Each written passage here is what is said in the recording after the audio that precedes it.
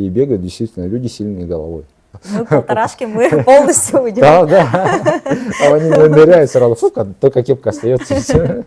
Ты бежишь, там 80 километров, у тебя уже мышцы отказывают, да, то есть они уже горят, они молят, просят о помощи, то есть организм под нагрузкой, пищеварительная система, там все уже работает не так, как обычно, да, то есть у него в одном из постов было написано, что только настоящий марафонец может называть себя марафонцем, когда выбежит марафон с 4 часов. Трейлы — это вот прям моя отдушина. У нас шикарная природа, да, то есть ею наслаждаться — это вот просто услада для глаз. И чем дольше ею наслаждаться, очень много маршрутов у нас, да, то есть на сопки выбежал, все, и там можешь сколько угодно бегать. И 50 километров, и 20 километров хочешь, и 100 километров пробежи. В ультрамарафонской гонке все у нас в голове. Самое важное, да, нужно уметь просто отключаться, переключаться, да, то есть ловить какую-то волну и вот по ней, ну, то есть уметь давить внутренние позывы, там, сдаться. Привет всем, меня зовут Настя. Привет, Аня. И мы рады вас приветствовать сегодня на подкасте «Твоя беговая история». И в качестве гостя мы пригласили сегодня Романа Савина, ультрамарафонца, основателя и тренера бегового клуба «Савин Тим». Ура! И по совместительству моего тренера. Вот. И первый вопрос у нас: как начался ваш путь в легкую атлетику, с чего начался, что вас вдохновило начать бегать? Ну, мой путь начался в 2017 году, когда мы со своим другом Ростиславом Павловым, да, это дизайнер, получается, главный создатель Случан Арт. Мы с ним однокурсники, и на тот момент мы вместе ходили в тренажерку. Еще в 2016 году, когда в Якутске впервые анонсировали якутский полумарафон, Рос предложил мне: давай пробежим 21,1 километр, ну, чисто проверить свои кондиции. На тот момент мы где-то года 4 или 5 в тренажерке с ним занимались. Я такой: давай, окей, конечно, хорошо. Но подготовка накрылась медным тазом, я заболел, завонял слабостью и в итоге ничего не пробежал. В 2017 году, когда уже пошел второй полумарафон, я решил, что гештальт нужно закрыть и обязательно пробежать. Начал готовиться с 1 июня, вышел на свою первую осознанную беговую тренировку в рамках подготовки к старту. Бегал там исключительно по 5 километров каждый день, да, в будние дни 5 километров, в выходные пытался там увеличивать там 8-10 километров. Ничего не делал, кроме бега, никаких СБУ, да, то есть я тогда этого не знал, что есть такие аббревиатуры интересные, никаких барьеров и так далее. Просто думал, ну, надо же просто бегать и все. Просто кроссы, да? Да, просто кроссы и все. К сожалению, рост не дошел со мной до конца, до финиша. Я в итоге финишировал сам. И когда я пробежал финишный створ, на том самом полумарафоне мне надели медаль, вот что-то у меня внутри щелкнуло. Блин, ничего себе, я там 5 лет хожу в качалку, у меня нет ни одной награды, я нигде не выступал, а тут там позанимался 2 месяца, да, с июня вот по август, тут бац, медаль, ничего себе. Медаль финишера, да, получается? Да. И все, и вот так закрутилось, завертелось. В тот же самый год я пробежал свою первую трейловую половинку. Виктор Салтыков проводил вместе с Василием Спиридоновым. «Дай газу» называется. Тоже 21,1 километр. Я узнал, что такое трейл. И в том же году сразу пробежал еще 2 марафона. Ну, подумал, что где 21, там и 42. Это как бы смешные дистанции, да? Как бы я был наивен. Ну, на тот момент, получается, еще существовали тогда дневники. Я активно тогда Арсен Томский писал про свои марафоны в Токио, получается, в Чикаго. Я, вдохновленный его рассказами, решил, что я тоже хочу пробежать марафон. Да. Вот у него в одном из постов было написано, что только настоящий марафонец может называть себя марафонцем, когда выбежит марафон с 4 часов. Ну, я решил, раз у меня первая половинка за час 48, трейловая половинка даже лучше, за час 46 я пробежал. Ну, думаю, марафон бахну, там, что-то из 4 часов. Как я был наивен. Совершенно другая подготовка и объемы, да, то есть 4:14 мой первый марафон случился. Вот. И второй марафон я буквально там в конце сентября я пробежал северный марафон, здесь в парке проводился. И 3 декабря я пробежал в Сингапуре Сингапур Стандарт Чартер марафон, куда я поехал со своими друзьями из ЕКТРУ. Они вот свой Синет челлендж выиграли, и их отправили, получается, в рамках этого челленджа на марафон. Ну, и я решил за компанию с ними поехать. Мне удалось снять всего 12 секунд, но второй марафон он уже был в кайф. Там уже какие-то специальные тренировки у меня появились. И вот так вот все это закрутилось, завертелось. Я, когда не смог выбежать марафон из 4 часов, решил, что самому тут делать нечего, нужен тренер. Вот, ну и решил дальше в беге развиваться. Потом, начиная с 2018 года, стал уже заниматься с тренером. И там пошел-поехал дальше. Здорово, то есть результаты еще больше пошли, да, с тренером, Ну да, получается? да. Ну то есть получается в 2018 году я половинку в мае в Москве пробежал уже за час 30. Да, то есть 16 минут снял. И марафон свой дебютный пробежал 3:18. Ага, московский. Достаточно. И в этом году вы участвовали на чемпионате России по суточному бегу, где вы пробежали 223 километра и выполнили норматив кандидата в мастера спорта. Вообще, что вас вдохновило участвовать вот в ультрамарафонских дистанциях вообще? И вот как вы справляетесь с психологическими трудностями на длительных забегах, получается? Ну вот как-то так получилось, что я начал там не с пятерки, не с десятки, да, а сразу с полумарафона. И вообще мне очень нравится бегать, как я понял впоследствии своих занятий бегом, далеко и долго, да, то есть я вот прям это обожаю. Трейлы это вот прям моя отдушина. У нас шикарная природа, да, то есть ею наслаждаться это вот просто услада для глаз. И чем дольше ею наслаждаться, очень много маршрутов у нас, да, то есть на сопке выбежал, все, и там можешь сколько угодно бегать. И 50 километров, и 20 километров хочешь, и 100 километров пробежи. Вот именно из этого и сложилась моя любовь к ультрадистанциям. То есть проверить себя, где вот мой предел, где меня не хватит, да, то есть половинка хватает, марафон хватает, потом первый ультрамарафон 55 километров, таежные дебри я 3 раза подряд бегал тоже, тоже было интересно, потом был Груд, да, Golden Ring Ultra Trail 109 километров, тоже как бы добежал, все, там все нормально, ничего не отвалилось, не умер, слава богу. Потом был чемпионат России на 100 километров, попробовал по шоссе, ну, было, конечно, скучно. Трасса Грибного канала в Нижнем Новгороде, да, то есть километр туда, километр обратно, 99 разворотов на 180 градусов. Ну, скукота та еще, конечно. И вот что меня сподвигло бегать ультрамарафонские дистанции, вот именно суточный бег, да, тут более такой легкий вход на выполнение нормативов, да, в легкой атлетике. То есть для того, чтобы выбежать там половинку там, на кандидата, да, надо очень быстро бежать.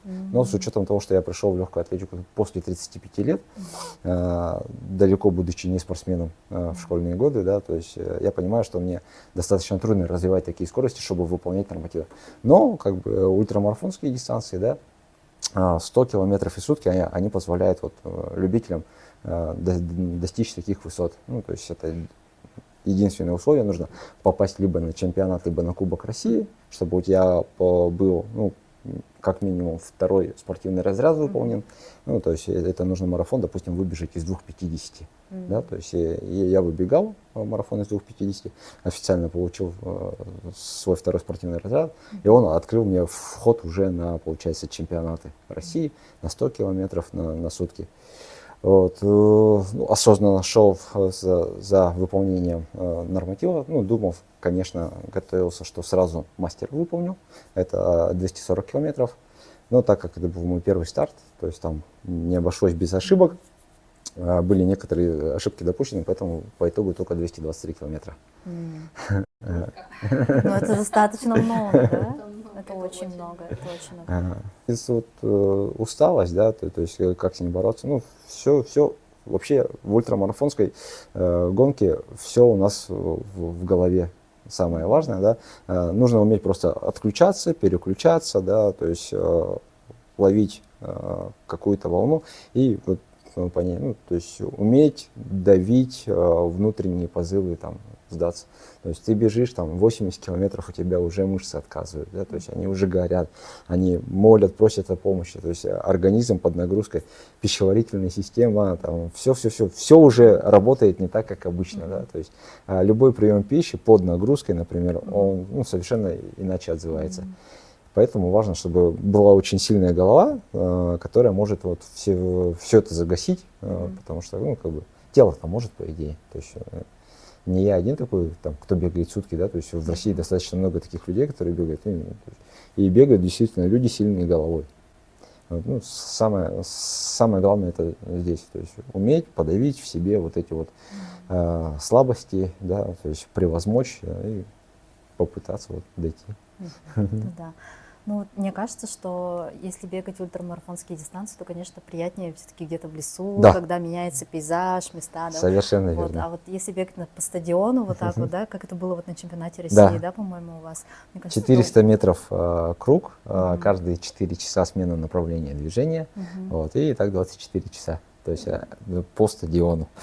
Это надо быть вот супер мотивированным, супер вдохновленным на бег и вот реально вот быть в ладу со своей головой, со своими эмоциями и со своим телом, потому что иначе я не представляю, как вот все 24 часа бежать вот по стадиону вот так вот. Даже менять направление, все равно как бы пейзаж-то один, ты уже все знаешь. Да, совершенно верно. Но там еще было такое, что не приветствуются наушники совершенно, да, то есть на чемпионате. То есть не получится там послушать подкасты, книгу, там, музыку. То есть ты бежишь, вот у тебя вот все вокруг, ты слышишь, да. Потому что некоторые глаза закрывают, на самом деле, там кто-то бежит с наушниками, хотя на самом деле как бы за рубежом, например, если наушники видят, сразу снимают дистанции. Потому что ты тем самым можешь не услышать кого-то из других участников и кому-то помешать во время гонки. Поэтому тут даже нечем отвлечься, кроме как рассматривать.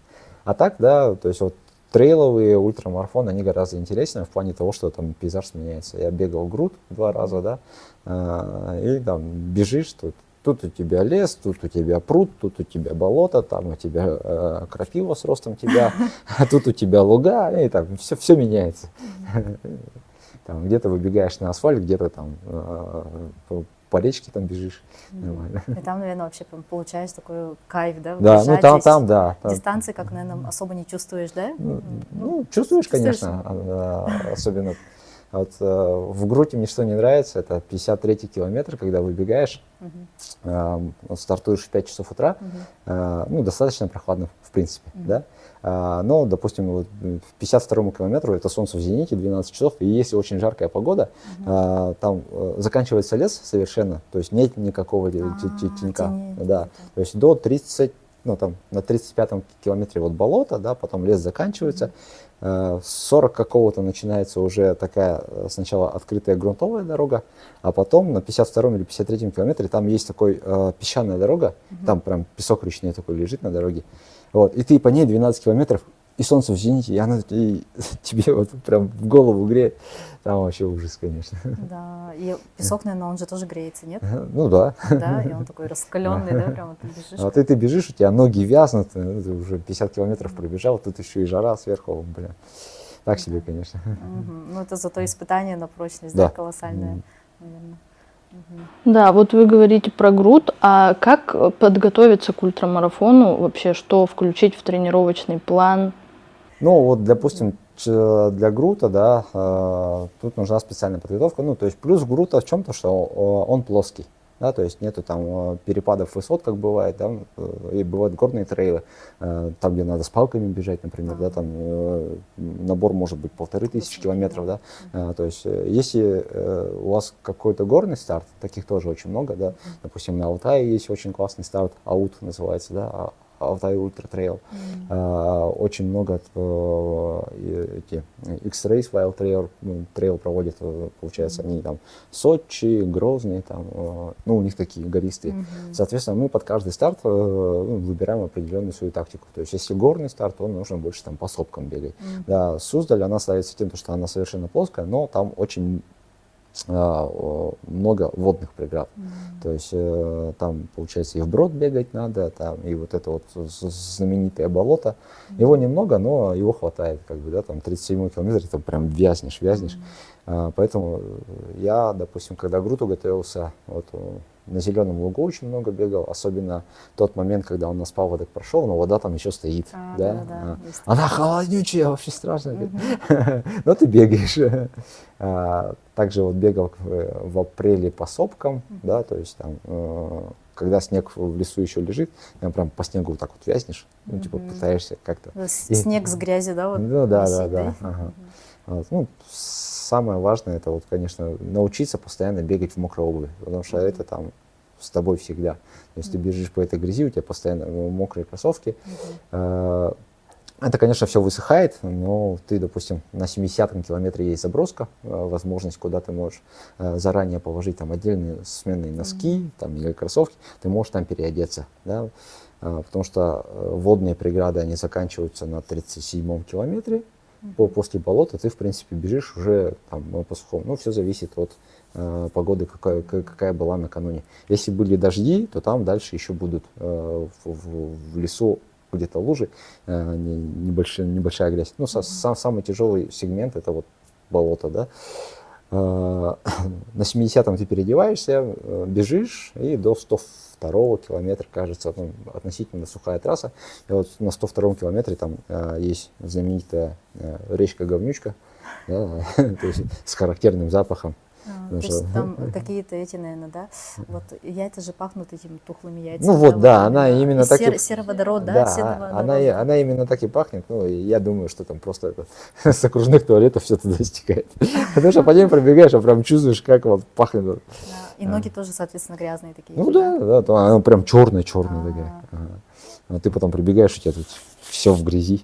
Ну, после болота там вообще вот так вот в грязи. Это с моим ростом вот так вот. Там девочки Мы полторашки, мы полностью уйдем. Да. Там они ныряют сразу, только кепка остается.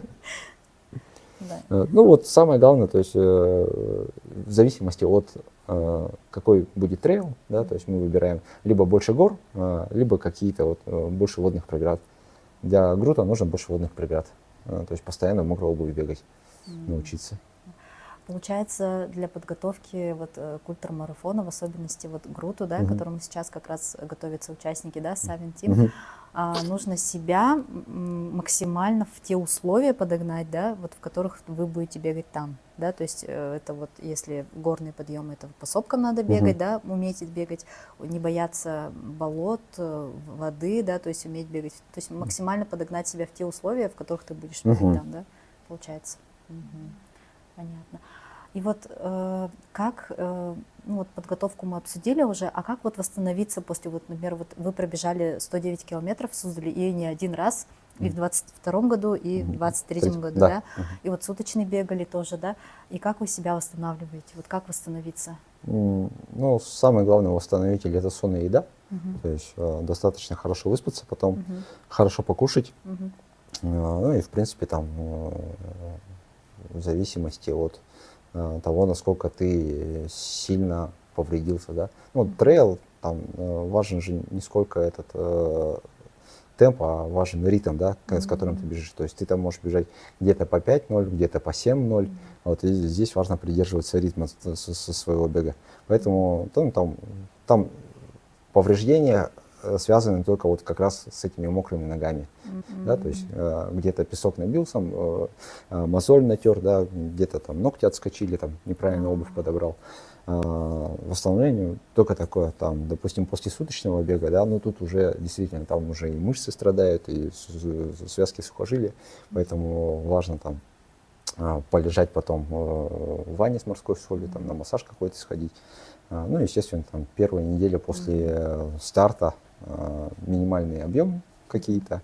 Ну, допустим, после Грута в 23-м году я на следующий день уже вышел на пробежку, буквально. То есть я летел я с Москвы вылетел через Красноярск, и в Красноярске решил побегать там вдоль Енисея.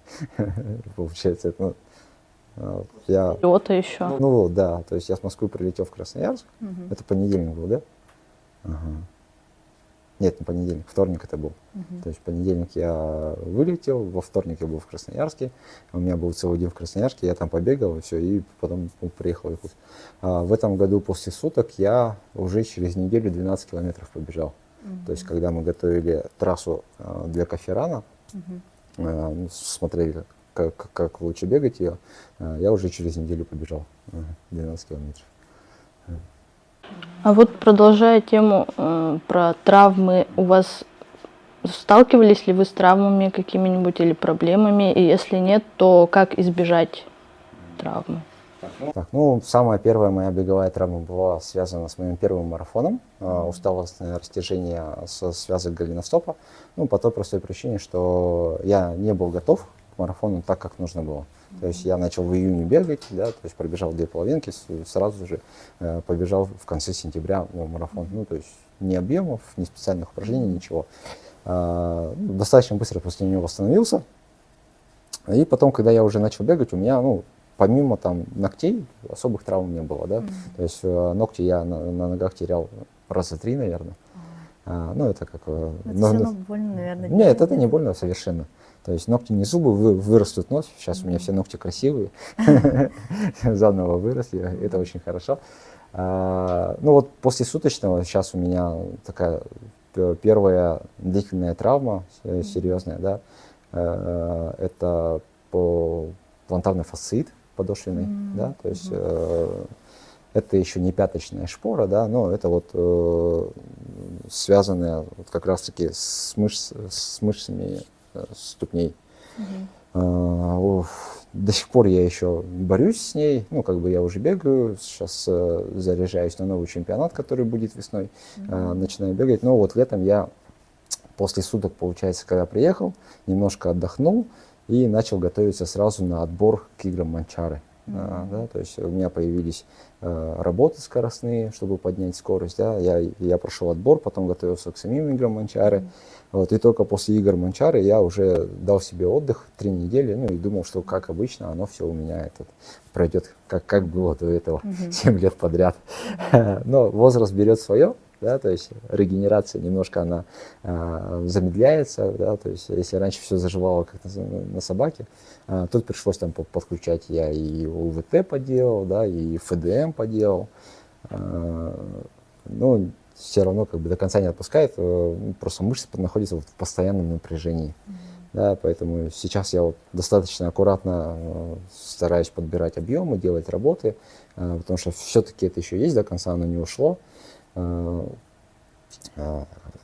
как-то это хочу победить, пока не знаю как, методом подбора определенных каких-то процедур стараюсь убрать. Вот. Ну, избежать это самое главное, конечно, постоянное восстановление, да, то есть и укрепление мышц. Вот стопы наше все, то есть после каждой тренировки там катать стопы на скалке, мячиком для того, чтобы их расслаблять, да, укреплять стопы с помощью специальных упражнений, потому что по идее все идет через стопы.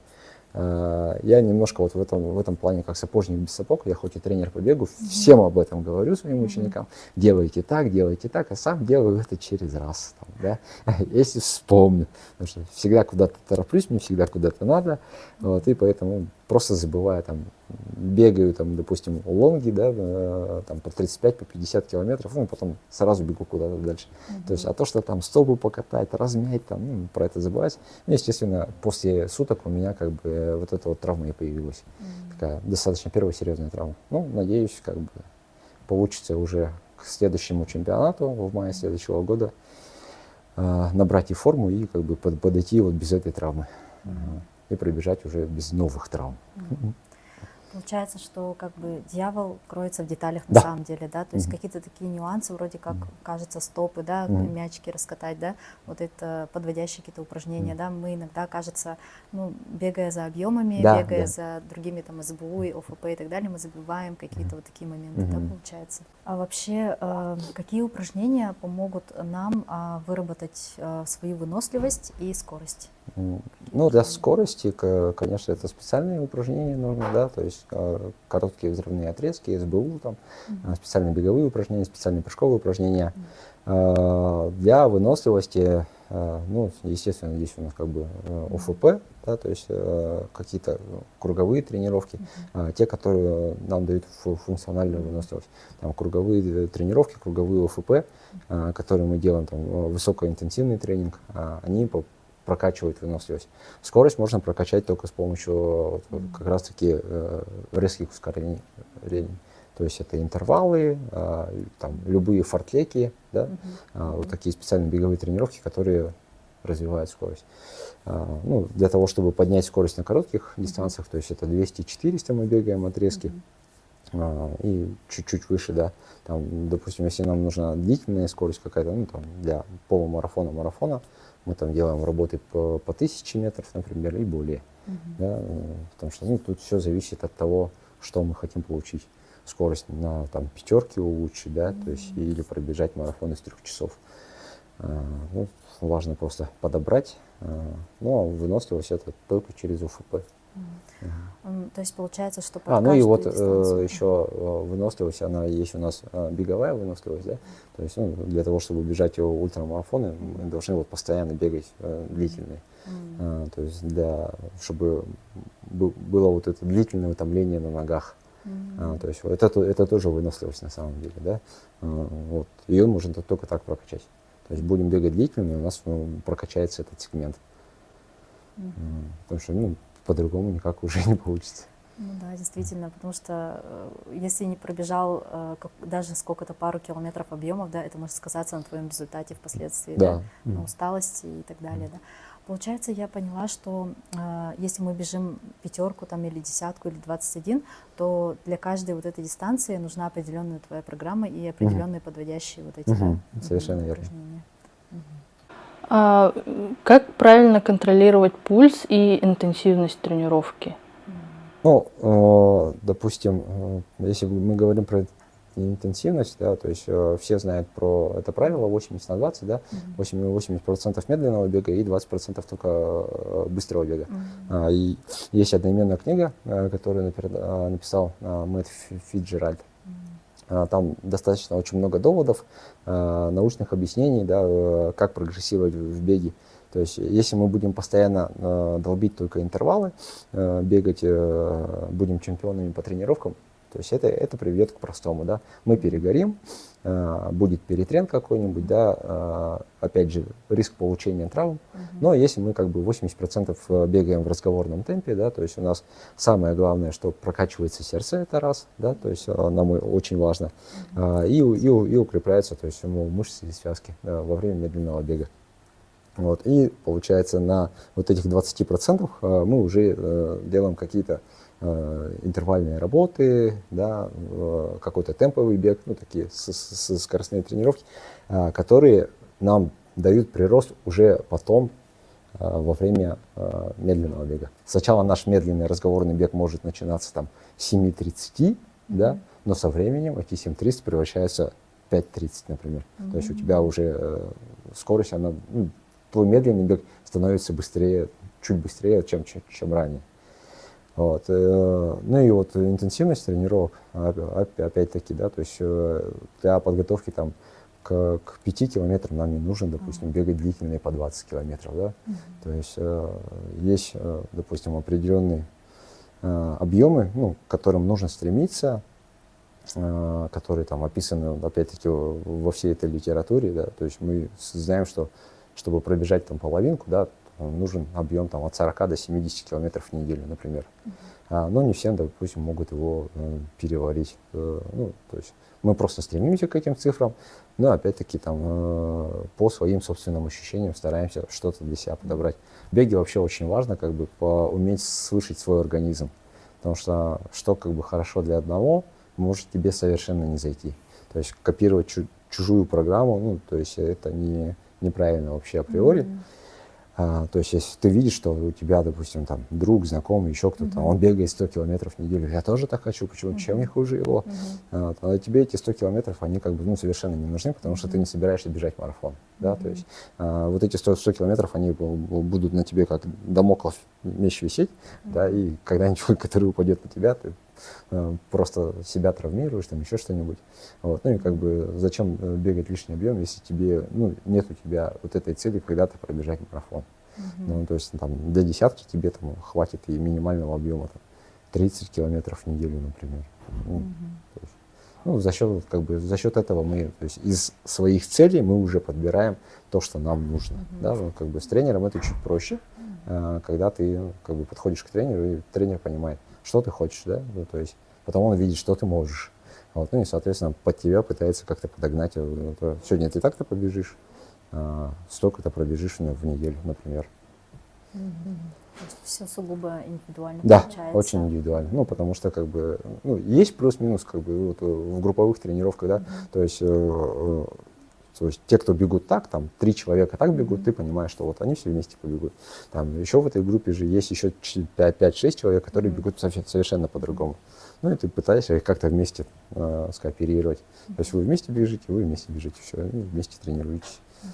А еще я заметила, что вот в группах хорошо тренироваться, потому что ты примерно видишь, кто может подойти тебе вот по твоему темпу, вот, и с кем ты можешь выполнять какие-то длительные беговые тренировки, а также выходить на бег, на забегах. Вот, примерно вот люди, которые такой же подготовки и такой же, как бы сказать, конституции, да, может быть. Вот. И какой вопрос еще? Как справляться с усталостью и поддерживать мотивацию во время тренировок? Ну, усталость — это, конечно, самое главное восстановление, как я уже говорил, сон, еда. То есть мы должны достаточно спать, 7-8 часов. Понимаю, что это нереально, потому что сам столько не сплю. Особенно если у тебя есть там дети, семья, там, работа, там, у тебя вечером тренировка, тебе нужно прийти, там, успеть с семьей побыть, да, а утром тебе нужно встать, там, еще там, кого-то в школу, в садик отправить. То есть ты в итоге там спишь гораздо меньше. Но нужно стремиться к этому, потому что, допустим, цикл восстановления, то есть 7-8 часов, это тот период времени, за который у нас наша батарейка внутренняя, она заполняется на 100%. Соответственно, если мы спим 5 часов, то есть у нас недовосстановление, мы зарядились не на 100%, а всего лишь на 80%. Да? То есть восстановление тоже есть некоторое такое 80/20, грубо говоря. 80% сна — это физическое восстановление, когда у нас восстанавливаются все наши системы. Да? То есть мышцы отдыхают, да? Вот это, внутренние органы. И 20% это психологическое восстановление. То есть когда мы уходим в фазу глубокого сна, у нас отключается мозг. То есть мы не видим сны, ничего. И нам важно, чтобы вот именно физическое восстановление, оно тоже было достаточно. Те, кто спят в часах, например, они вот все отслеживают, сколько я был в глубоком сне. То есть там, если там час, то есть это очень хорошо. Да, то есть если там 2 часа, это вообще прекрасно. Ну и самое главное, как бы вот поспать свою норму 7-8 часов, тогда как бы ты сможешь переваривать и все тренировки, да, соответственно, у тебя будет энергия. Но если ты не будешь восстанавливаться как следует, ты будешь постоянно в долгу у своего организма. То есть организм человека, он же как машина, да, то есть мы же у него забираем, то есть на тренировки мы приходим, выкладываемся, там у нас получается, из нас мы теряем там витамины, минералы, которые нужно восполнять, как там бензин, как масло в машине меняешь, да, то есть то же самое нужно восполнять с организмом. Ну и точно так же вот как бы вот сам организм, да, то есть двигатель не может 24/7 работать, то есть его нужно иногда заглушить, чтобы машина постояла просто отдохнула. Иначе она просто-напросто потом вскипит, там, перегорит, там еще что-нибудь. И как капиталка двигателя, грубо говоря. Поэтому здесь вот, чтобы избежать выгорания, нужно обязательно спать хорошо. Еда должна быть сбалансирована, да, то есть стараться кушать минимум 3 раза в день, и чтобы полноценное питание было. Да, то есть в вашей тарелке должно быть все: жиры, белки, углеводы, да, и по возможности клетчатка, да, то есть овощи. Ну, там уже в зависимости от того, там, используете вы дробное питание или так далее, там можно там перекусы вводить, включать. Ну, а мотивация, как бы, у каждого она своя, да, то есть в чем находить мотивацию, там, сделать 100 километров в неделю объем, ну, чем не мотивация, да, там, подготовиться, пробежать половинку там, из 2 часов, ну, тоже мотивация. Там, просто финишировать, пробежать какой-то забег где-то. Ну, то есть здесь для каждого ну, своя цель. Ну, тут просто нужно находить то, что мотивирует. Ну, там, есть люди, которые участвуют в забегах, типа, вот, например, 5 верст, да, субботние дружеские старты в парке.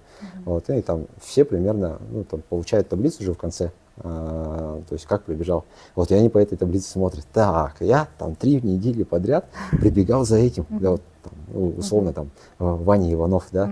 То есть я пошел тренироваться, а потом через 3 недели я его перегнал. Все, теперь я хочу там Петю Потапова выиграть, там, который выше меня на 2 строчки. Ну, то есть это тоже люди подстегивают.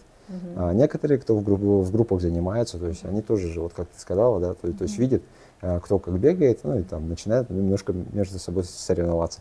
То есть ничего себе, там, я контрольный старт, типа, я пробежала за 27, а она пробежала за 25.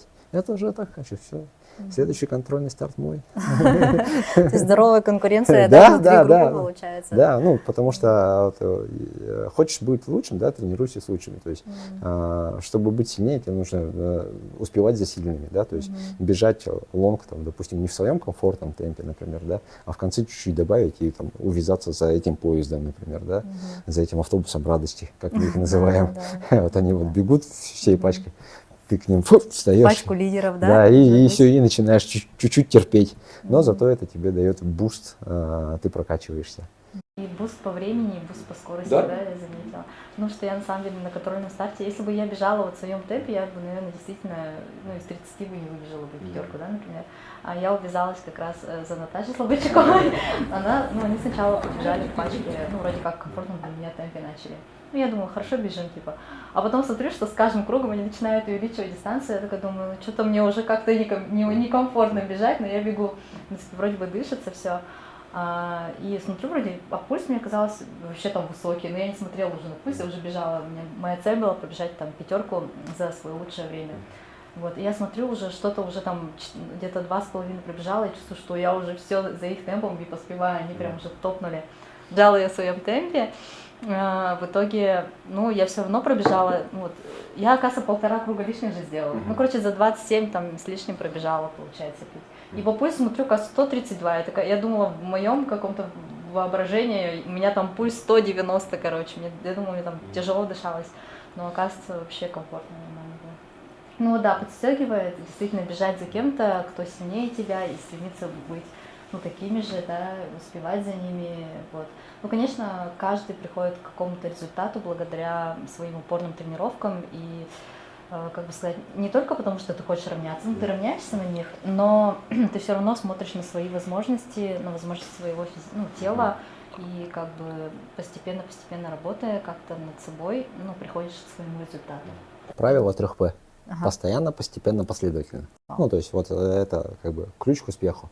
Да, вот как я уже говорил, важно уметь слушать свой организм. То есть тренер, да, он как бы пытается кому-то что-то там подобрать индивидуально, но все равно там вас много, тренер один. Если он говорит, допустим, ну, он чувствует, что ты можешь так бежать, да, но ты все равно должна слушать свой организм, потому что ты можешь не сказать тренеру в начале тренировки, что я спала сегодня только 4 часа, а он-то знает, что ты можешь бежать там минута 20 на круг, например, да, а он тебе говорит, бежи минута 20 на круг, а ты спала всего 4 часа. Ну, то есть, ну, тебя эта работа на самом деле, она вот так вот встряхнет, выпотрошит, да, и тебе только хуже станет. Поэтому, если ты забыла сказать тренеру, то ты должна сама это держать в уме, как бы, и сделать с учетом своих ощущений. А потом уже объяснить тренеру, почему так получилось. Ну, потому что я сегодня спала 4 часа. Он поймет, он тебя бить за это не будет. Потому что, ну, в идеале, конечно, перед работами всегда говорить там, сегодня там не мой день, там, типа, я отравилась, там, типа... Ну, да, то есть физическое недомогание. Да, физическое недомогание. Да? Ну, то есть нужно прислушиваться к себе, потому что он может увидеть твое состояние так примерно, да, оценить, но, то есть, но не знает всех твоих ощущений. Вот поэтому важно всегда прислушиваться к организму. Вот я всегда это ребятам говорю, вот слушайте как бы организм в первую очередь, а меня во вторую. Да, а что важнее для улучшения результатов, скорость или выносливость? Ну, здесь в зависимости от того, где мы хотим развиваться, да, то есть скорость, ну, если мы говорим про спринтерские бега, то там в первую очередь важна скорость, да, то есть сделать личник на 200 метров, да, там, пробежать какую-нибудь эстафету, там, ну, очень много корпоративных стартов, да, ну, если мы говорим о любителях, да, которым надо бегать по 400. Но любители в основном все, они выбирают стаерский бег, да, то есть бегают пятерки, десятки, 21. То есть здесь уже важна выносливость. А скорость, ну, для спринтерского бега вот, тут взрывная сила нужна. Здесь очень много работы с железом, очень много специальных упражнений. Если мы говорим про выносливость, вот на стаерские дистанции, ну, здесь вот важна техника бега, да, то есть каденс нужен, количество шагов, да, чтобы наш бег был более экономичным. Потому что если мы будем бежать неэкономично, мы просто-напросто потом сядем. Да. Тут важен сильный кор, да, мышцы кора, спина, пресс, косые мышцы. Потому что когда мы устаем, соответственно, мы начинаем вот так вот закрываться, если кор у нас слабый, да, то есть мы сами себе закрываем диафрагму, да, и нам становится еще тяжелее. Вот. Здесь, ну, важна выносливость, сильные мышцы, то есть возможность бежать час, 2, 3, 4, 5, 6, 24 часа на ногах важно, да, то есть вот здесь первостепенно нужна выносливость, потому что, ну, в сутки ты не побежишь там даже по 4:0. Есть, конечно, наверное, такие люди, которые так бегают в сутки, но это как бы, ну, допустим, вот сотку точно знаю, сотку бегает по 4:0, и даже быстрее бегают, там по 3, мировой рекорд по 3:50 с чем-то, что ли, это Сорокин бегал, он в Латвии живет. Но на сутках, например, там совершенно другие скорости, а там люди бегут там 4:45, наверное, максимум. Может, ну, чуть быстрее. Ну, поэтому там в первую очередь нужна выносливость. Да. А вот как организовать себе питание до тренировки, после и во время тренировки? Как организовать питание? Ну, самое важное, да, то есть до тренировки самое позднее мы должны поесть за 1,5 часа, да, потому что если мы прямо накануне тренировки поедим, это будет дискомфорт. Получается, через полчаса после приема пищи у нас начинается только процесс пищеварения, да, то есть в течение часа, наверное, этот процесс идет, поэтому как бы существует вот эта вот цифра, да, 1,5 часа до тренировки. Ну, тут в зависимости от того, сколько и чего мы поели. Если мы там объедимся всего подряд за 1,5 часа, ну, как бы это не поможет. То есть, если там будет жирное, жареное, острое, красное мясо, которое там переваривается несколько, там, по 36 часов может. Поэтому, ну, вот здесь важно не сильно объедаться во время тренировки. Ну, соответственно, тут все зависит от того, где мы бегаем. То есть, если мы бегаем в жару, если в душном помещении бегаем, обязательно должны быть восполнение электролитов, да, водно-солевой баланс. То есть, мы пьем изотоник, да, то есть, можно регидрон пить обязательно, чтобы восполнять эту потерю. Если мы бежим какие-то длительные дистанции, нам нужен тогда углеводные гели, да, то есть для того, чтобы восполнять гликоген. То есть у нас 45 минут вот, сгорает весь гликоген, который был запасен до, да, то есть за 45 минут тренировки. Дальше уже там организм теряет вот эту энергию гликогена, и если мы только бежим медленно, он начинает расщеплять жиры. Но не у всех получается расщеплять жиры. То есть не все бегают на низком пульсе, потому что жир начинает плавиться только если ты бежишь там, при пульсе там, ниже 135, например. Вот. Соответственно, нам нужны углеводные гели, чтобы восполнять гликоген, чтобы бежать дальше. Ну, опять-таки, да, то есть все зависит, сколько ты бежишь. Там, если больше часа, да, то есть гель нужен. Если меньше часа, гель не нужен. Ну и после тренировки, то есть опять-таки восполнить обязательно, да, водно-солевой баланс. То есть это может быть и минеральная вода, и изотоник. Бегуны очень любят безалкогольное пиво пить, да, то есть это вот прям любимейший напиток большинства. То есть бананы очень хорошо, да, потому что в них есть калий. Ну и можно там БЦА пить, да, то есть это комплекс аминокислот, он помогает восстанавливать мышцы. То есть мышцы же у нас после тренировки, они тоже страдают, начинают там волокна разлетаться, и, соответственно, чтобы они срослись, стали сильнее и выносливее, нужно пить БЦА. Вот. Ну, примерно так. А как составить тренировочный план вообще начинающему бегуну? Так, ну тут опять-таки мы все исходит из целей. В интернете очень много планов вообще на все дистанции, которые можно там, и они как бы там месяц подготовки, допустим, к десятке, там 3 месяца подготовки к десятке, полгода подготовки к марафону. Также у нас очень много сейчас стало вот чат GPT, да, то есть там DeepSeek, то есть многие пишут туда, там, типа, напиши мне план подготовки. Начинала с чатом GPT. Вот. Напиши план подготовки там, к 10 километрам. Это все, конечно, очень хорошо, но как бы тут нет единственного, что не отслеживается твое внутреннее состояние, да, то есть твое физическое состояние. То есть план не догма, да, то есть многие ошибаются на этом, то есть они смотрят в план и все, я должен это сделать по-любому, да, ну, хотя те же самые там 4 часа сна, то есть это уже звоночек к тому, что нужно скорректировать план, да, то есть его как-то по-другому поменять, сделать. А многие думают, ну, типа, план есть, его нужно делать по-любому, так или иначе. Вот, поэтому очень хорошо, если мы приходим к тренеру, например, да, и там работаем с тренером. Ну, индивидуально это, конечно, тоже можно с этого начать. Если мы приходим в группу, ну, тоже можно как бы там, ну, просто он общий, но для всех, индивидуально он там конкретно под тебя, там, все под твои задачи. Тут, как говорится, там, как ты хочешь больше всего там, заниматься со всеми или заниматься сам. То есть очень много там онлайн ведения есть, да, заполнение таблиц, там, отслеживание через какие-то специальные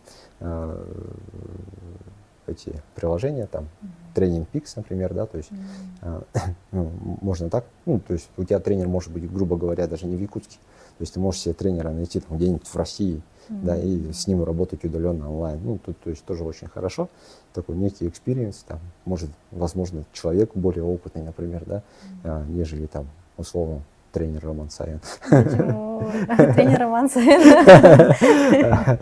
Вот, поэтому тут, ну, план можно начать с того, что, ну, как бы просто понять, да, то есть какой-нибудь план скачать, посмотреть, что примерно сделать, да. Можно тот же самый чат GPT попробовать, да. Ну, допустим, вот у меня был случай, молодой человек раньше занимался у меня, какое-то время ходил, потом перестал заниматься. Потом он мне написал, говорит, посмотри, пожалуйста, план. Говорит, я в DeepSeek написал, типа, запрос. Мне план. Вот он мне план скинул. Как тебе? А я смотрю, он ему в первую неделю ставит уже там 2 дня интервалы. Ты что, блин? У тебя сразу, говорю, надкосницы полетят, говорю. Это не то. Ну, то есть, как говорится. Ну, как бы технологии нам помогают. Да, помогают, но не заменяют, да, поэтому здесь важно включать голову, слушать организм, да, и, ну, соответственно, смотреть отсюда. Я вообще начала, когда бегать с чатом GPT, я начала, чтобы посмотреть, вообще надо мне это или нет. И вот после первого своего забега я пошла уже к тренеру, потому что мне это оказалось надо. Ну вот, отлично. Ну, самое главное, да, чтобы те, кто собирается начать бегать, самое важное это вот обувь. Ну, начать с экипировки, правильно, да, то есть когда мы начинаем бегать, ну, грубо говоря, в casual обуви, да, то есть там мы начинаем бегать в каких-нибудь Air Max'ах, да, там, в Vans, еще в чем-нибудь, ну, то есть это прямая дорога к травме. То есть купили экипировку, хотя бы какую-нибудь минимальную, там, условно, Demix, да, не в обиду Demix будет. Но они стали улучшаться, да, вот, кстати, да? Стали, кстати, Нет, да, они сейчас стали делать на уровне, да. Ну, я понимаю, что кажется, как будто бы у бега там цена входа, она минимальная, да, то есть что тебе нужно там? любые кроссовки, любые майка и шорты, да? То есть все на это покупаются. А потом оказывается, что кроссовки нужны необычные, да? Что майка нужна там с прорезами, которые стоят на 10 тысяч дороже. Что часы нужны, там Да, тоже что часы, какие-то да. беговые. Потом какой-то пульсометр. Да, часы за 25 тысяч, там слот 4,5 Да, тысячи. это еще 4 норм, да, наверное, где-то еще подороже, да? Да, где-то еще подороже. То есть там, если ты хочешь пробежать большой забег, там где-нибудь в Казани, это 18 тысяч на билеты субсидированные, да. Еще там аренда всего, да, тоже там. Вот, соответственно, ну, цена входа, она, конечно, может быть такой подкупающей, но стараться нужно вот выбирать там не плоские конверсы какие-нибудь, ну, плюс-минус хотя бы такие более амортизирующие. Тогда, да, можно будет начать как-то бегать, понять, твое, не твое.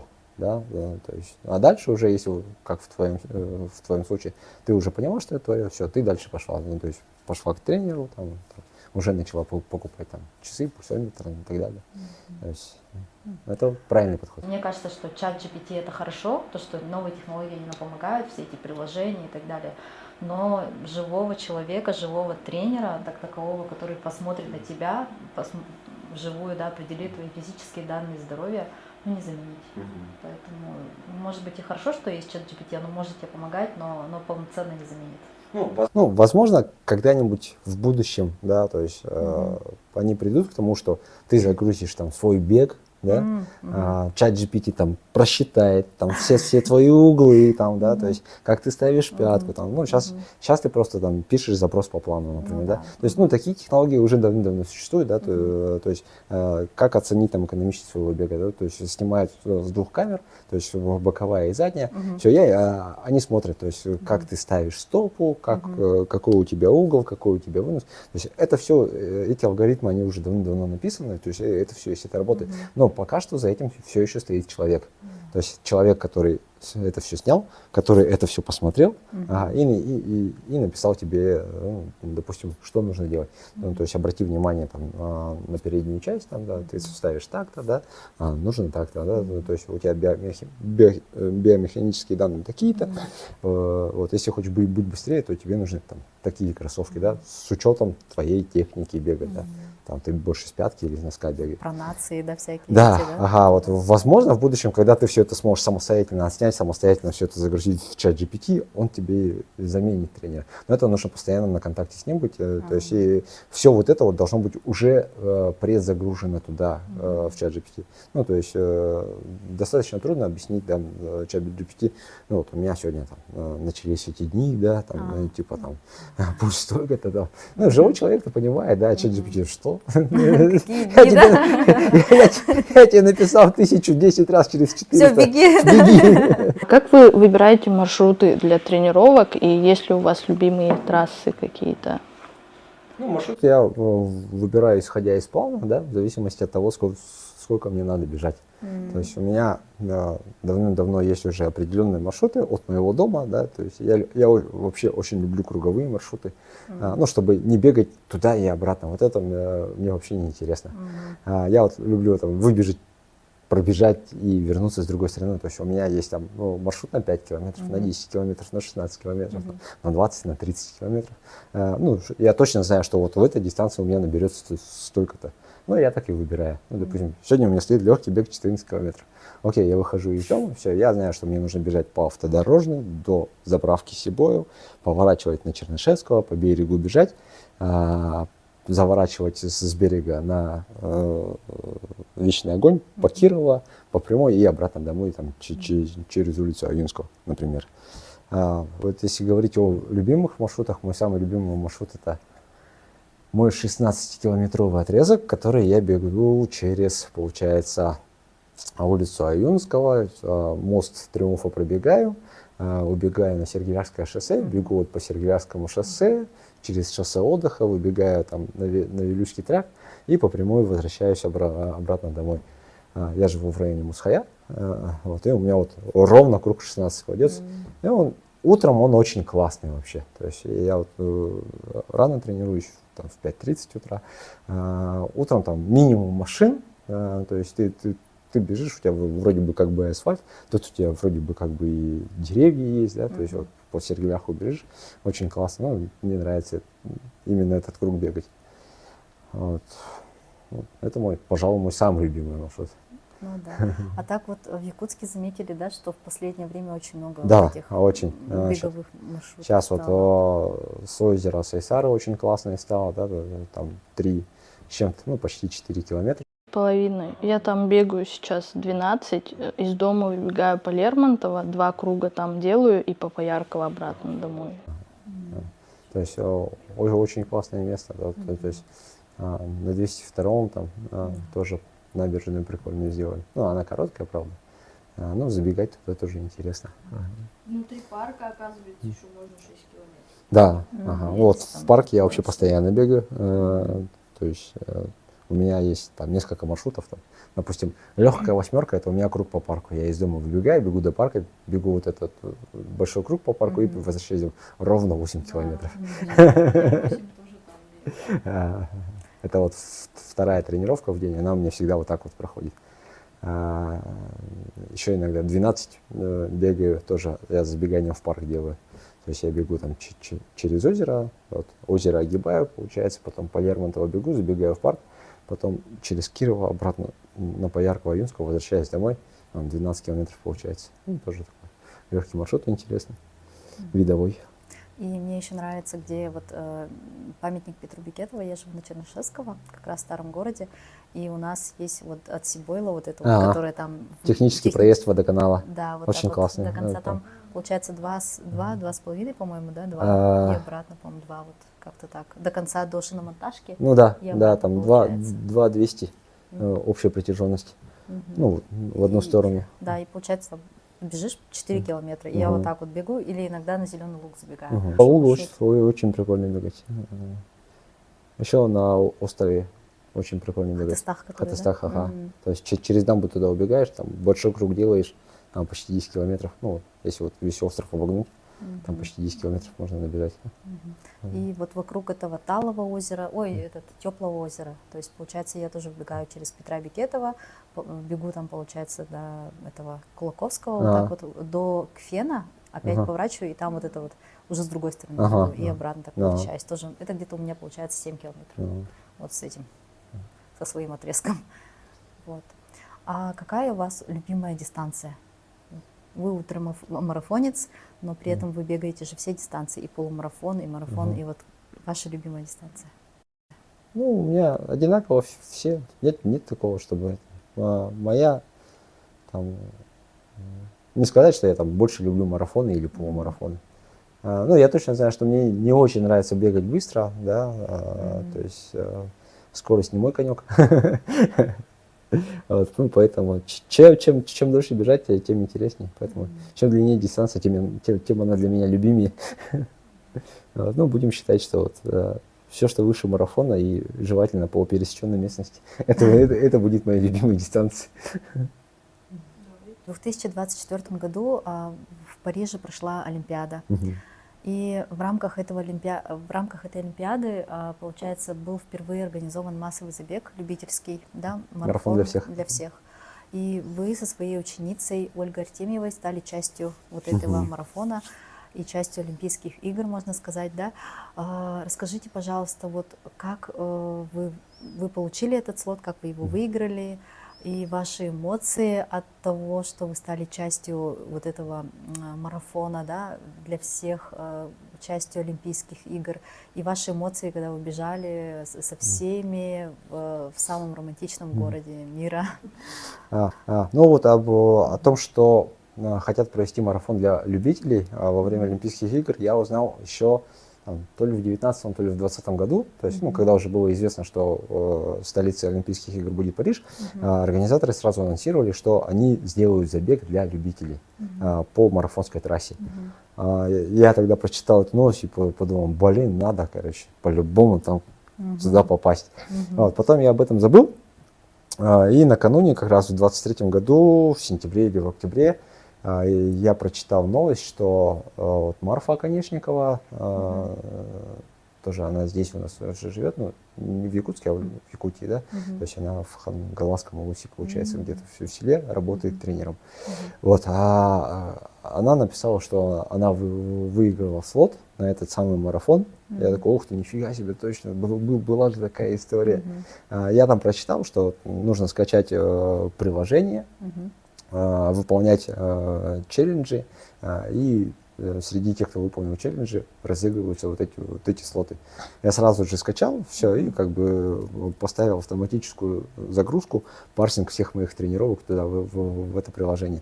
То есть я просто тренируюсь, как обычно тренируюсь, и ставлю. А там они на самом деле очень простые. Да? То есть запиши 6 тренировок в неделю, там, набери суммарный объем там, 100 километров в неделю, там, пробеги там, один забег, одну тренировку 10 километров. Ну, что-то очень простое, короче. И все, и как бы включил, и тоже, грубо говоря, забыл об этом. Потом мне прилетает письмо, что поздравляем, вы стали счастливым обладателем слота. Дайте нам ваше подтверждение, готовы ли вы приехать. Я такой, конечно! Все, окей, да, слот на марафон ваш. Потом мне Оля говорит, что она тоже выиграла слот, но она на забег «Спутник», где 10 километров выиграла. Вот, и получается, нас уже 3 стало, кто с Якутии. И впоследствии мы узнаем, что еще одна наша землячка, которая ныне живет в США, она тоже на 10 километров выиграла. Мы такие, ничего себе, там повезло, 4 человека. 4 якутян, да? Да, 4 якутян, 2 на десятку, 2 на марафон. У них, получается, было 20 тысяч 24 слота на марафон, 20 тысяч 24 слота на десятку. Ну, то есть 40 тысяч человек в общем. Но там количество пользователей этого приложения, там что-то свыше 4 миллионов, короче. Выиграть было большой удачей, на самом деле. Да, было большой удачей. И все.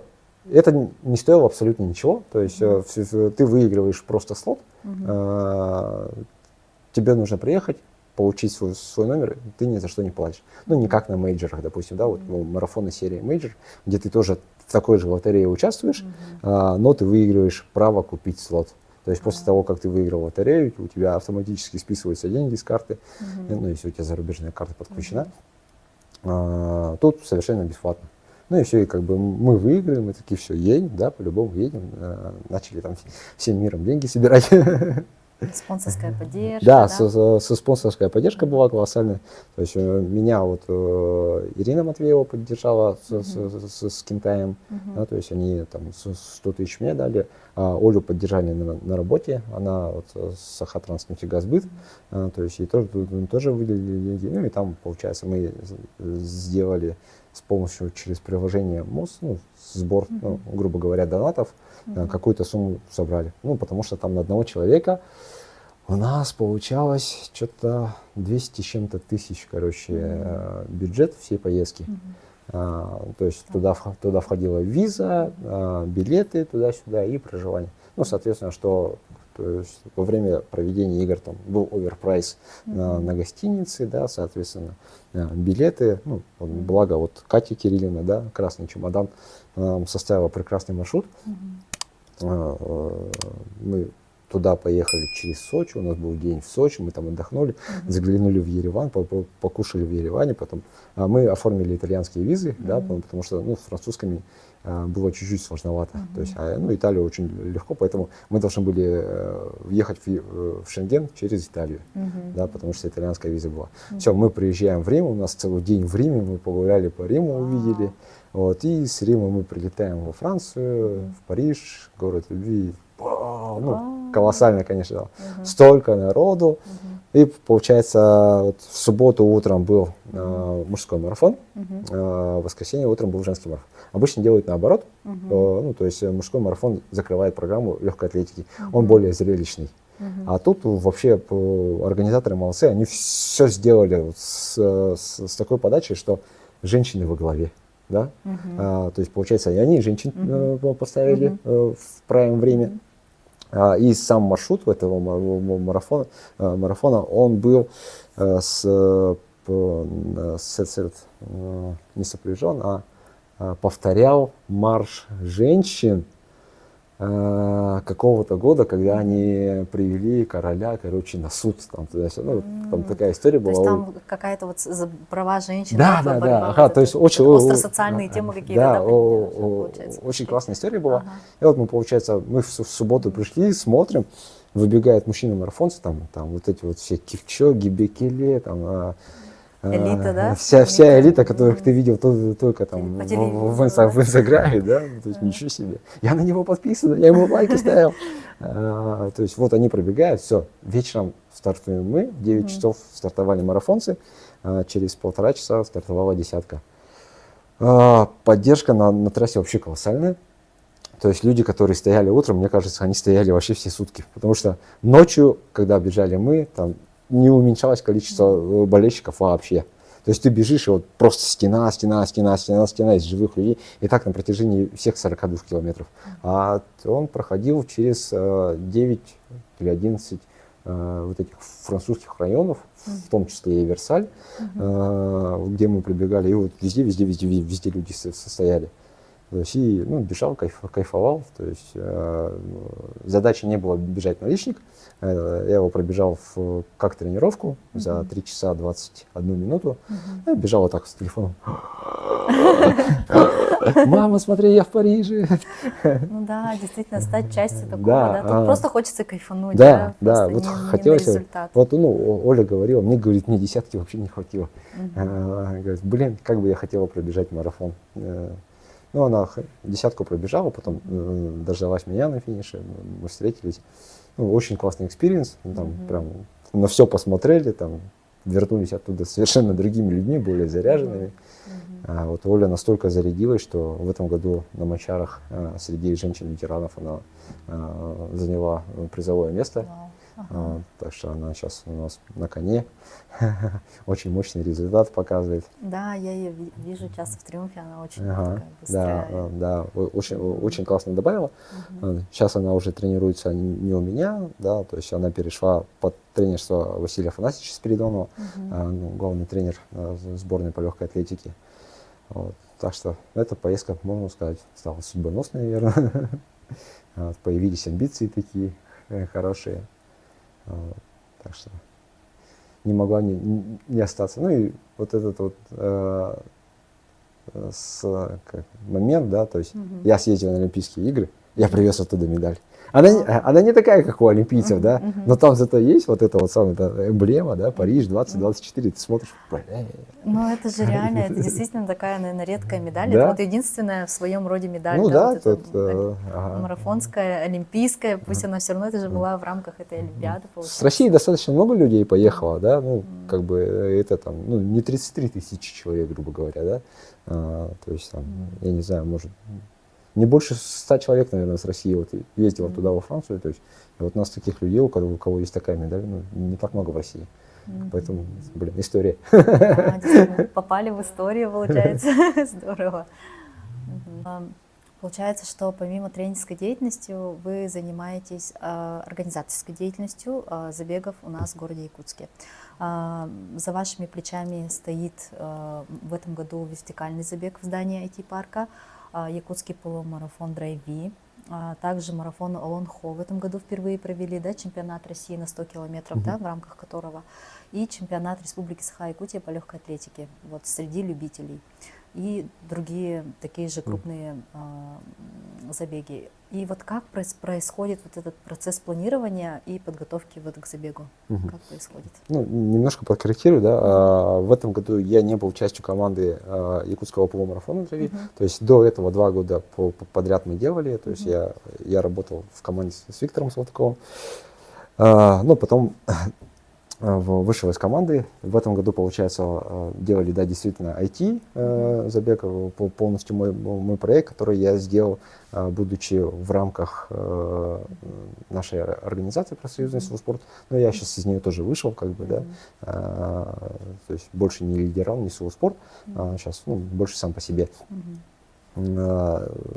Вот марафон Олонхо в рамках чемпионата России в беге на 100 километров мы тоже вместе с командой делали, да, то есть основной организатор это Ирина Матвеева, ну и, соответственно, вот, Там были я, да, то есть Василий Афанасьевич Спиридонов был, то есть, ну, еще люди, да, которые занимались.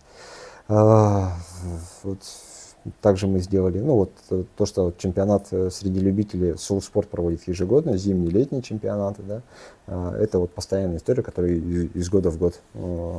Из моих самостоятельных проектов, получается, был проведение цифрового алмаза забег, ну, то есть, который я уже отдельно полностью как организатор сам, да, то есть только моя команда личная была, которая мне помогали. Все, ну, все остальное было вот под эгидой либо Soulsport, либо там еще так-то.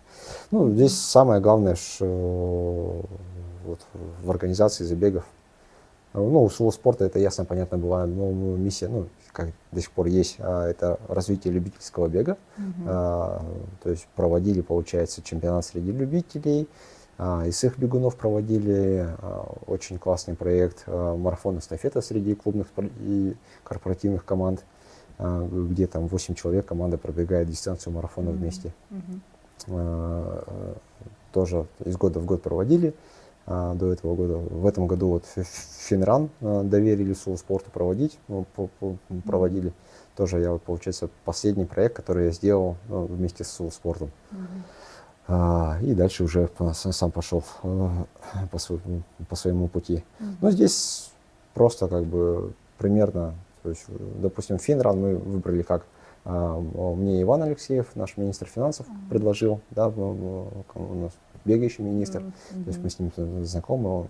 Я до этого, получается, вместе с Виктором Салтыковым первый год делал Финран для них. В этом году он обратился, и Иван, ко мне уже, тоже сделали ему этот забег. Потом, ну, мало Аланхо я говорил, что там основная организация, и это Ира, и вся остальная команда. Но здесь для того, чтобы там придумать забег, ну, просто нужна идея какая-то. Сейчас идей достаточно много. Забегов, как показал опыт этого года, тоже очень много. Мы стартовали каждые выходные, там был и онкозабег, и забег независимых, забег РФ, там, и ЕПМ, да, то есть таежные дебри, Маинский забег имени Жирковой, Финран, Этноран. Это лето действительно было богато на все эти забеги. Цифровой алмаз. Ну, то есть забегов очень много, организаторов, да, у нас даже в нашем городе очень много организаторов, которые проводят забеги. Сейчас я решил придерживаться такой концепции, ну, проводить забеги, ну, такие, которые не проводит никто. Хочется вот что-то, ну, и больше хочу в трейл уйти, потому что трейл я люблю сам. Таежные дебри мы вот с Виктором тоже проводили 2 года совместно. Как бы специфику знаю, да, то есть маршруты, то есть очень многие, которые у нас есть доступные, тоже знаю, где можно проводить. Одна из моих целей ближайших — провести бэк-ярд впервые в Якутии.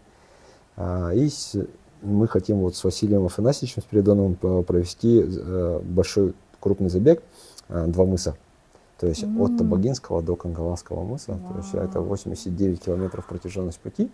То есть это будет титульная дистанция, да, и в рамках вот этого вот забега будут дистанции поменьше между контрольными точками, да, то есть можно там выбрать, допустим, от Табагинского до до Поляны Чучурмаран, да, то есть это будет там сколько-то километров, да, потом от Чучурмарана, там от Чучурмарана до этого, как же это называется-то? Следующий парк. Урдел. Да, вот, от Чучурмарана до Урдела, то есть это такой самый доступный участок будет. Он небольшой на самом деле, там 6-7 километров всего, но тоже очень интересно. И потом от Урдела до следующего там... Капитоновка, да? Нет? Да, не Капитоновка, там Сайды, или как-то так называется. Ну, тоже там. Ну, вообще, это проект пешей тропы на самом деле, да, который должен соединить 2 мыса. Такой проект есть. В него сейчас вкладывается фонд Синецпарк, да, то есть они хотят сделать на этом пешем пути остановки, да, ну, то есть станции, где можно остановиться, передохнуть, то есть там будет, грубо говоря, беседка, там будет оборудован мусорное место, где можно прийти, там в поход, грубо говоря, да, то есть попить, поесть, убрать за собой туда, и, соответственно, там будут информационные листы, что чем это известна эта местность, да, то есть мы начинаем, грубо говоря, от как же это, Кулаты же, да, называлось? Кулаты, То есть, Табакинский мыс. то есть мы начинаем оттуда, грубо говоря, оттуда бежим, все, бежим до Поляны, вот, и там везде, на каждой остановке, планируются вот эти вот информационные стенды и так далее. Вот, есть такой проект, хотим реализовать, а если получится, то вот в сентябре следующего года сделаем. И хочу сделать, опять-таки, забег по лестнице, но по лестнице на Ленинские столбы. Вот. То есть, если мы уже делали здание IT-парка, то вот у нас самая главная лестница — это вот забегание на Ленинские столбы. У них сейчас как раз новая лестница. Вот, в следующем году День реки Лена выпадает у нас 2 июля. Как-то хочется туда вот попасть. Посмотрим, насколько... Запроситься надо, да, еще? Вот самое сложное это логистика, да, то есть организовать логистику. В принципе, предварительное согласие от парка Ленинские столбы уже есть. Они готовы предоставить, да, площадку. Просто надо вот организовать такие вот тонкости. Хочется такие вещи развивать, потому что туристический потенциал в нашей Якутии огромный. То есть делать такие проекты, куда можно приглашать людей из других регионов. То есть, возможно, что-то из этого потом вырастет в действительно хороший бренд. То есть 2 мыса, забег, такой очень классный. Самобытный такой, да, то есть соединить, даже самим нашим местным якунам будет интересно пробежать, да, 89 километров. Каково это? То есть от Табаки до Кангалас. Мне просто в свое время интересно было, да, пробежать. Я вот как-то раз бегал. Сколько окружность города? Вокруг города, если пробежать. Я пробежал 50 километров получилось. То есть от, грубо говоря, заправка Сибойл на Чернышевского, да, где вот это вот круговое движение, через Даркалах, Малую Марху, Кирзавод, Белое озеро, Хатанурях, Вилюйский тракт, там, шоссе отдыха ДСК, то есть 50 километров получилось. В первую очередь это проект пешей тропы, то есть ходить, то есть как в свое время создали вот эту вот станцию Кулаты, да?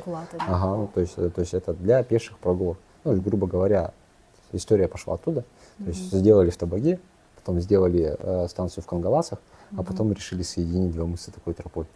И между этими 2 станциями там поставить, грубо говоря, как я уже сказал, это Урдел, Чучур-Муран и там еще какая-то в районе Маган, забыл как назвать, то ли Сайды, то ли Сайдам, как-то так. Здорово, действительно. А как вы обеспечиваете помощь во время забегов? То есть пункты питания, там какие-то пункты? Это обязательно маршевые на трассе ставим, хотя бы на разворотах, да, то есть вот, обязательно, чтобы медик дежурил, потому что когда мы проводили IT-забег, да, казалось бы, что там на 12 этаж забежать, да, всего забег составит там 2 минуты от силы, там, 3 минуты от силы. Там. Что может с кем случиться, да? То есть можно было махнуть рукой и не приглашать медика совершенно, да? Но на самом деле случилось, там молодому человеку стало плохо, и слава богу, у нас был медик, просто у него сахар упал, он не позавтракал, что-то плохо поспал, то есть он очень быстро забежал, потом у него в глазах потемнело, он прям лег, ему плохо было. Все, медик пришел, там на шатырку понюхал, потом гематоген дали, там, человек, сахар поднялся, все хорошо, пришел в себя. Поэтому важно, чтобы мы как организаторы, мы берем на себя ответственность за здоровье участников, важно, чтобы был человек, который смог бы оказать первую экстренную помощь. Да? Потому что без этого никак. Есть, конечно, там такие вещи, когда ты просишь от участников там, расписку, то, что за свое здоровье они несут сами. Да? В любом случае нужно так, чтобы был хоть кто-то, кто сможет организовать поддержку. Иначе это подсудное дело. То есть медик на забегах — это базовый минимум, да, как мы говорим. Совершенно верно.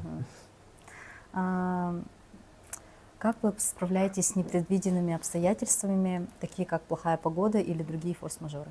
Но у бегунов плохой погоды нету, да, то есть это в первую очередь. Мы бежим абсолютно при любых условиях, то есть хоть дождь, ну, конечно, для организаторов это минус, да, то есть палатки улетают, от дождя все мокнет, там, ну, что поделать, не договорились с природой, там, оладушки не положили. Вот, ну, форс-мажоры, ну, из форс-мажоров, там, допустим, на ЕПМ, да, 2 года назад, перекрыли трассу, получается, не там, где нужно было. Просто, ну, вот досадная ошибка. Указали не тот перекресток, да, все в письме. Они его исключительно по письму и перекрыли. Мы попросили, а можете сейчас машину туда переставить, пожалуйста, да, у нас трасса до туда. Нет, вот распоряжение, только чисто по распоряжению. В итоге, что у нас получается? У нас трасса сократилась на 250 метров, да, то есть туда и обратно это 500 метров, 500 метров мы не добегаем, ну, то есть до бегуна 500 метров это, ну, как бы катастрофически. То есть ты бежишь не 21,1 километр, а 20 километров с половиной, 600, да, то есть это не честный какой-то полумарафон. Все, и мы из-за этого задержали старт. Да, и стали прикидывать, а где нам накрутить лишние полкруга, чтобы получились честные 21,1. Естественно, это все происходит в хаосе, там люди уже стоят заряженные, там ждут. Посчитали, да, все высчитали, да, но посчитали не в ту сторону. В итоге поставили разворот не туда, куда нам нужно, а чуть дальше. И, соответственно, людей отправили на лишний, там, ну, почти целый круг. И у нас вместо честных 21,1 километров получили честные 23 с чем-то там. То есть больше добавили им, да? Ну, вот досадная ошибка. Ну, пришлось с этим смириться, конечно. Приняли как факт, извинились перед участниками. Вот, быстренько пересчитали все как надо, потом наградили, ну, тех, кого надо было наградить. Да? То есть у нас более-менее отстрелялось хорошо 5 и 10, да, то есть у них дистанции совпали, благо. Вот 21 мы там целую ночь считали, мы под утро считали, там нам уже людей приглашать на вручение грамот. Мы еще сидим, там что-то считаем, там, что, где. Не выспавшиеся жутко. То такие вещи случаются, как бы, надо просто иметь какое-то критическое мышление, там, уметь быстро выкручиваться из ситуации. Стрессоустойчивость, да, вот это все про это, да. Ну, зато с этим приходит опыт, как бы, очень бесценный опыт, и ты впредь уже стараешься не допускать этих ошибок. В среднем забеге, допустим, у нас часть разметки унесли.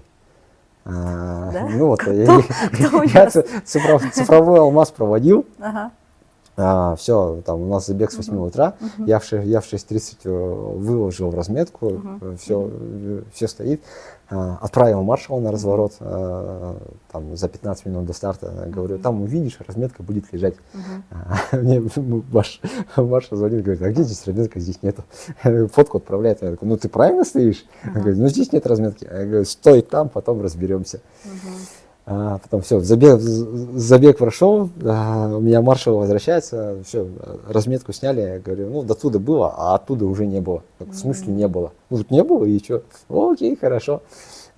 Все, я все собрал, иду в администрацию парка, ну, парк он напичкан камерами просто-напросто, да. Я говорю, вот у нас разметку украли, мне просто стало интересно посмотреть, кто.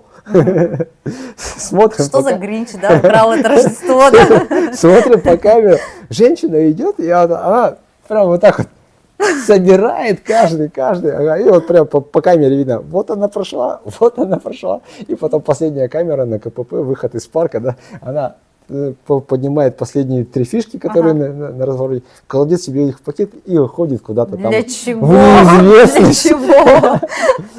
Поэтому, если вы вдруг увидите этот выпуск, верните, пожалуйста.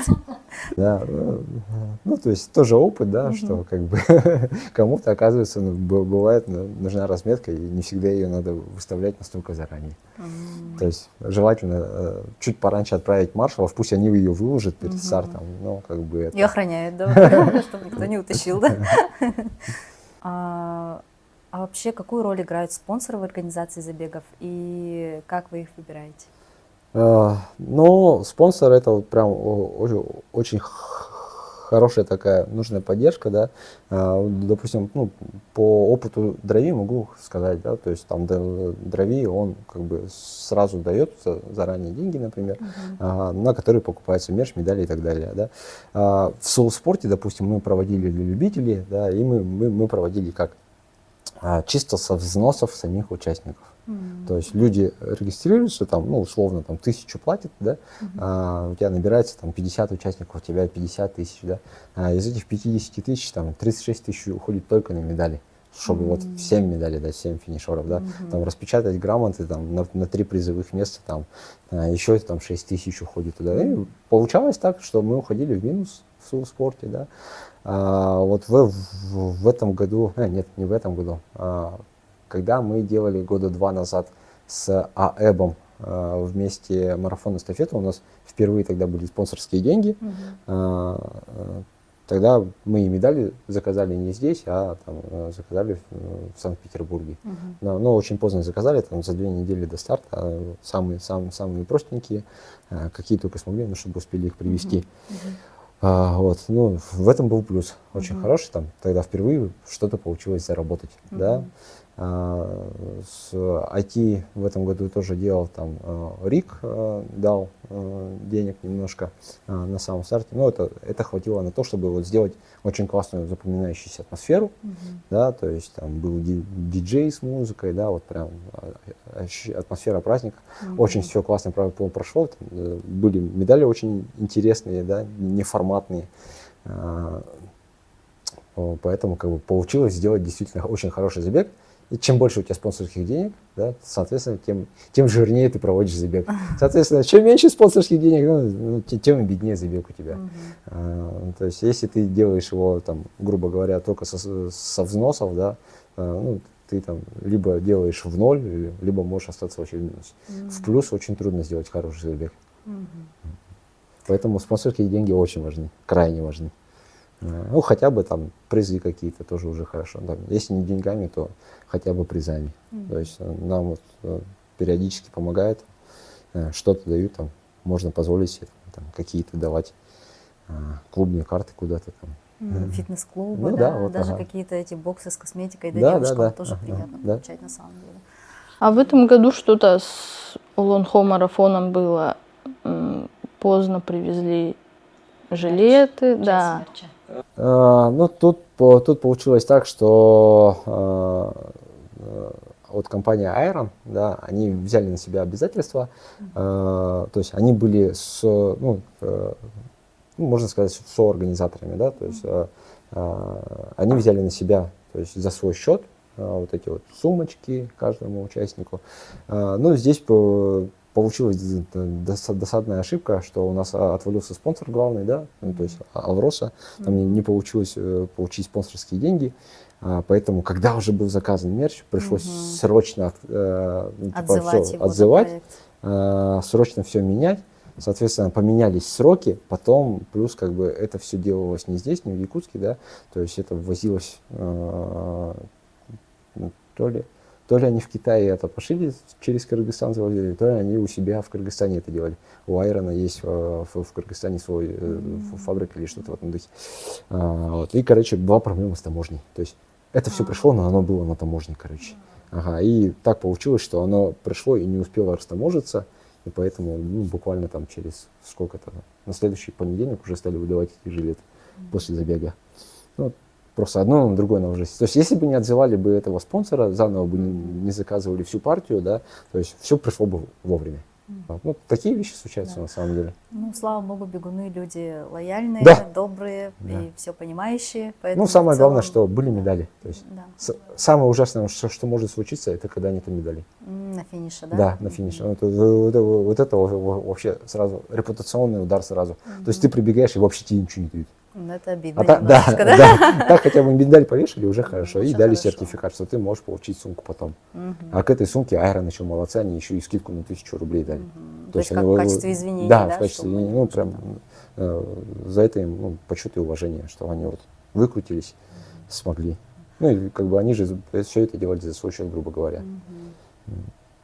Ну, вот радует, что в Якутии, у нас якутские предприниматели, они вот, во-первых, очень многие компании сами бегают, там есть очень много бегунов, там, со Скинтайма, да, с АЕБ, тоже с других банков, с других предприятий, да, и очень много предпринимателей в Якутске, да, как бы стараются тоже, да, в какие-то забеги тоже вкладываться, да, вот, и действительно несколько раз упомянули Ирину Матвееву, да, которая сама является, да, легкоатлеткой, и сама же вкладывается в это, сама этим горит, вот, и ей тоже действительно, да, как сказать, большое уважение и огромная благодарность за то, что поддерживает спорт в республике, да, и не только спорт, кстати. Вот, и вот последний вопрос у нас как раз, да, про что вы считаете самым важным для успешного проведения забега? Ну, у нас самое главное, да, ну, немного по-другому скажу. Вот сейчас, да, бегуны стали немножко избалованные, да, то есть если раньше всем хватало просто футболки и просто медали, да, теперь они уже выбирают по качеству. А что-то вот у них какие-то футболки не очень. Да, такие, расцветка не да? очень, да? Да, они слишком плотные, не беговые, там тело не дышит, да. Да, Зеленского не было в стартовом пакете. Нулевки пива нету. Ну, то есть медаль какая-то неинтересная слишком. Ну вот важно, да, то есть это вот процесс, ну, в беге, сама дистанция, да, то есть чтобы что-то интересное было, там какие-то, ну, хотя бы чтобы минимум пункт воды был, да. Нету пункта воды, там, если ты даже проводишь забег на 5 километров, ну, мы понимаем, что можно 5 километров без воды пробежать, Да. но для кого-то это вот прям вообще ужас. Ну, кто в первый раз бежит, Ага, например, да, то есть как минимум это должно быть 100%, да, то есть сама трасса. Стартовый пакет, вот все хотят получать сейчас стартовый пакет, там, ну, просто номером уже никого не удивишь, там кому-то сумка нужна, кому-то еще что-то, ну, сейчас вот надо вот выкручиваться, да, и чем лучше, чем богаче у тебя будет стартовый пакет, чем необычнее, да, ну, тем больше плюсиков у тебя, как у организатора будет. Ну, и чтобы какая-то история у медали была, да, то есть чтобы можно было там не просто там 21 написать, да, там, ну, сделать что-то. Вот как в этом году, допустим, сделали эти Казанский марафон, да, то есть у них там с отдельно значком медаль была, да, ну, то есть, ну, как каждый год что-то придумывают организаторы, либо какую-то историю придумывают медали, либо стараются более необычные медали сделать. То есть в свое время вот Виктор Салтыков в таежных дебрях очень классно делал, да, пробеги все 5 этапов, там, и из 5 медалей собери одну большую. Очень классная история. Ну, поэтому вот важно, чтобы у тебя было наполнение такое, то есть от начала, когда ты типа проводишь забег, то есть человек пришел, получил старт, это уже первые эмоции. Чтобы какие-то активности были там плюс-минус на выдаче, да, то есть что-то давали, там, что-то интересное было. Потому что люди смотрят. Я, конечно, ну, видел очень много, да, то есть я же участвовал в этих в мировых забегах, там, в Берлине, в Сингапуре бегал. То есть как там организовано, там в России бегал, там в Москве, в Казани бегал, например, да, в Сочи бегал, то есть как там все организовано. Ну, то есть я примерно знаю, вижу, как и что, и хочется, чтобы у нас такие же забеги были по уровню, да. Сейчас, слава богу, что у нас очень массовые стали забеги, но массовые забеги в Якутске стало труднее проводить по той простой причине, что город достаточно сложно перекрывать. То есть, чтобы перекрыть город, это очень много административных рычагов нужно там. Поэтому пока я вот выбираю больше трейл, потому что там ничего об оцеплении просить не надо. Дороги мы не перекрываем, дайте нам лес, все, мы сами его разметим как надо. Ну, поэтому в первую очередь важно наполнение, потому что люди вот, ну, эмоцию получают. Самая важная эмоция, что тебе дадут на финише, да, и каким будет забег. То есть вот, ну, на финране вот мы как раз хотели, чтобы футболки были там более-менее по качеству, да. Мы, конечно, средние взяли, но что позволял бюджет, то мы и сделали, да. То есть Таня Артемьева сделала очень классные медали, интересные, да. То есть кто не понял, да, то есть там медаль была в виде монетки, да, то есть у нее была чеканка, грань, да, а сама она была как диаграмма. Ну, то есть отсылка к финансам, к диаграммам, вот ко всей этой истории. Да, то есть, то есть монетка, диаграммы, вот это, то есть финрам. То есть, ну, такая история очень интересная получилась. И очень прикольные медали были. Я прям очень горжусь. И станем мы также для цифрового алмаза делали, да, то есть там вроде бы снежинка, казалось бы, да, то есть снежинка и снежинка. Да, Да, ну, на очень самом, красиво. да, ну, на самом деле, кто понимает, да, смотрит на эту медаль, он понимает, что это там фракталы, да, то есть, то есть это уже отсылка туда, в IT идет, там туда-сюда, ну, как бы такие вот вещи прикольные.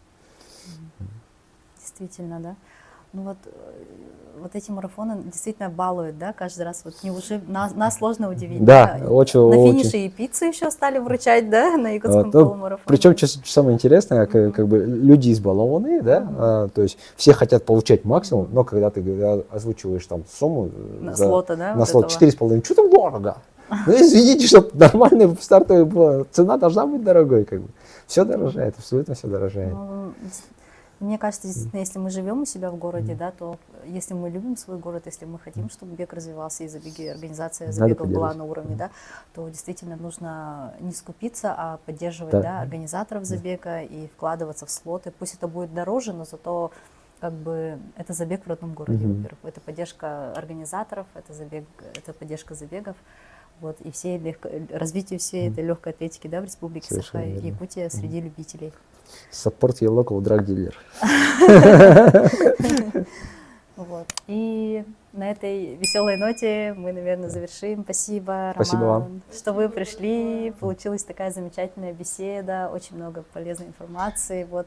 И мы желаем вам успехов, вот, чтобы ученики также радовали вас, и клуб развивался, увеличивался. Вот. Желаем вам успехов. Спасибо огромное. Спасибо за приглашение. Спасибо. Всем пока. Пишите комментарии, ставьте лайки, вот, подписывайтесь на Романа Савина, на Савин Тим, вот, на Таню и на меня, если хотите. Спасибо, всем пока. Всем пока.